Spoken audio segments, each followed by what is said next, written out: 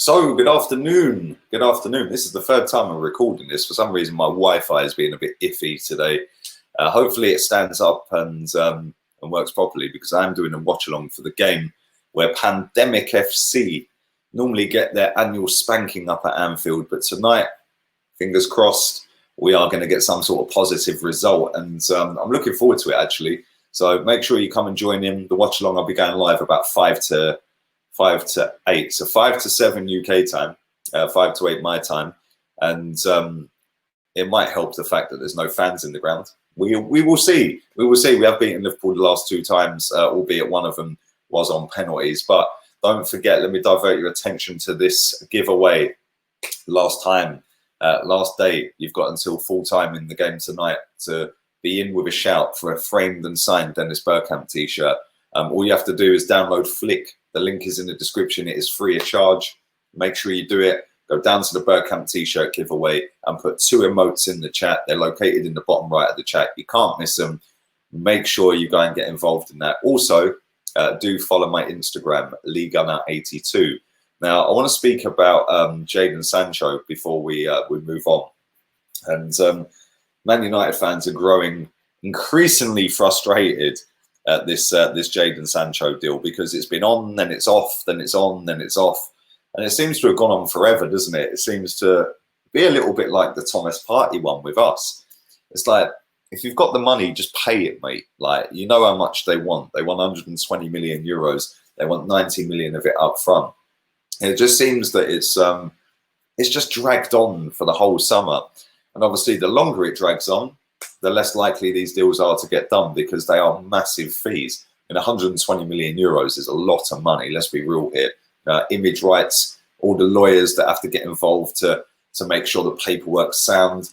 It's not easy to get done. I'd imagine Man United are quite far down the track with this, but it is still possible. It can get done. Do I see it happening? I did. I don't see it happening anymore, and I think that Man United might turn to an alternative. I don't know who that may be.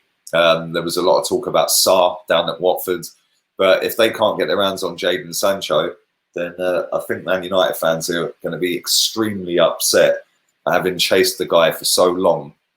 Personal terms are not an issue. We already know that, and he wants to play for Man United. So it's going to be interesting to see what happens in the next 7 days.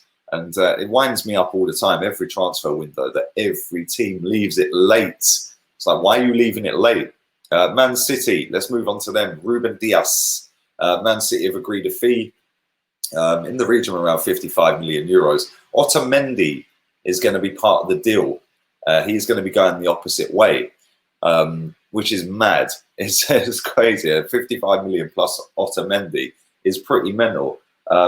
Obviously, they were chasing Koulibaly. That seems to have just died a death, and that's gone now. And Ruben Dias is the one now. Having watched Man City yesterday get absolutely hammered by Leicester, it was quite evident and quite clear to me that they need defensive reinforcements. They spent a lot of money on defenders over the years, and they're still not great. You know, Kyle Walker is getting on a bit now. Garcia had a mare yesterday. Nathan Ake, I thought, done pretty well. And Benjamin Mendy's just useless, in my opinion. They need midfielders as well. I know they've got a lot of players out injured at the moment, but they were being walked through. Kevin De Bruyne can't do it on his own, can he? And Ruben Dias is now going to come in. He's going to be partnering Nathan Ake by the looks of it. And that's going to be their back line. And 50 million euro, 55 million euros plus Otamendi. That's a lot of money. It's a lot of pressure on the player as well. He's only young. It's a lot of pressure on him. Can he rise up to the challenge of the Premier League? And can he pull Man City back into it? Because if Liverpool get away, you ain't catching them. And Man City need to keep up and make sure that they're not shipping goals left, right and centre, and that they are going to stay in the title race. Because we see last season, Liverpool were gone just like that. If that happens again this season, maybe this is the Farmers League. Maybe the Premier League is the Farmers League. But let me know your thoughts on that. Let's move on to Declan Rice, Chelsea's #1 target now. They've diverted all attention to Declan Rice. And again, another team that badly need a midfielder. I thought they were shocking against West Brom. And, you know, people are all laughing at them. That's all well and good. Cool. Once they do get it right, whether that be under Lampard or not, once they do get it right with all that quality that they've got in their squad, they are going to be a real force. They do need midfield. I think they need a midfielder. Mason Mount's a decent player. I like Mason Mount.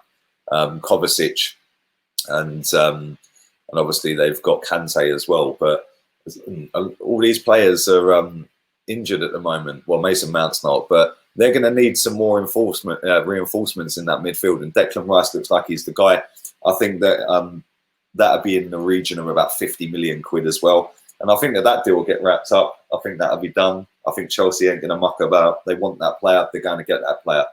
We see that they were linked to him last week. We linked to him quite a lot, but there was solid, concrete, like, yes, he is the next target. We are going to go after him. That came out last week. And I think that once Chelsea set their sights on a player, they normally get their man. And I think Declan Rice is a good player. I thought he was man of the match against Arsenal the other day. Him and Mikel Antonio, levels above anything they've got at that football club at West Ham. No disrespect to them, by the way. They did batter Wolves yesterday, which was a shock.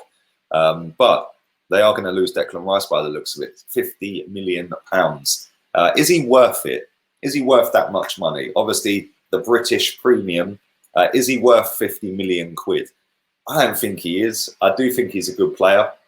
And I think that if he had better players around him, you'd see him get even better and grow into a top drawer footballer. Let's see what happens. Let me know what you guys think on all of that. Jadon Sancho, will that happen to Man United? I'd love to know what you think on that. And Ruben Dias, what do you think on that one? Do you think he will end up at, well, he will end up at Man City. Do you think that he will end up being a good signing for Man City? And then Declan Rice, do you think that 50 million quid's too much? And do you think that he will end up at Chelsea? Leave it all in the comment section down below and let me know your thoughts on that. Don't forget, follow my Instagram, LeeGunner82. And one more time, for those at the back, I'll say it louder for the ones at the back. Dennis Bergkamp, signed, framed T-shirt. You got until full time tonight in the Liverpool-Arsenal game. Make sure you download Flick. It's free. Make sure you scroll to the competition giveaway, the T-shirt giveaway. Put 2 emotes in the chat. It is absolutely easy to do. It's free of charge, and you've got a chance to win. I'll be back with a watch along later on tonight. I'm out of here. Laters, peeps.